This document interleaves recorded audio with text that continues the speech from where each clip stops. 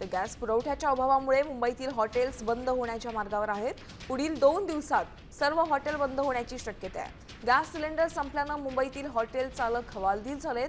जवळपास 4 ते 5 हजार हॉटेल्स, रेस्टॉरंट्स गॅस अभावी बंद झाली आहेत आणि यामुळे येत्या 2 दिवसांमध्ये मुंबईतील हॉटेल्स बंद होण्याची शक्यता व्यावसायिकांनी वर्तवली आहे.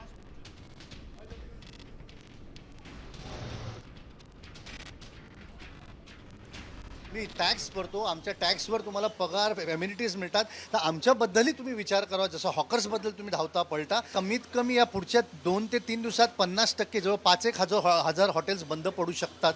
कारण नॉर्मली आपल्या इथले जे हॉटेल्स आहेत ते 500 फूट 600 फुटाचे आहेत, त्यांच्याकडे स्टोरेज कॅपॅसिटी नसते. 1 ते 2 दिवसाचाच फक्त गॅस ते ठेवू शकतात.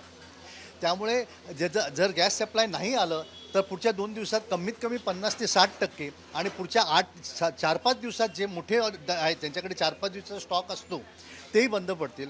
एम्प्लॉयमेंट आम्ही जनरेट करतोय, तसंच आमचे अँसिलरी इंडस्ट्रीज आहेत, आमचे वेंडर्स आहेत, त्यांच्या आम्ही कॅल्क्युलेशन घेतलं तर ते खूप मोठ्या प्रमाणे ते कॅल्क्युलेशन वाढणार आहे आणि अनएम्प्लॉयमेंट आणि आमच्या लाईव्हलीहूडचा प्रश्न आहे. आणि सरकारला आमचं हेच निवेदन होतं की 2 ते 3 दिवसापर्यंत काही ना काही तोडगा किंवा सोल्युशन नाही आलं तर मेजॉरिटी आमच्या हॉटेल्स आहे ऑल ओव्हर महाराष्ट्राला बंद व्हायची शक्यता आहे.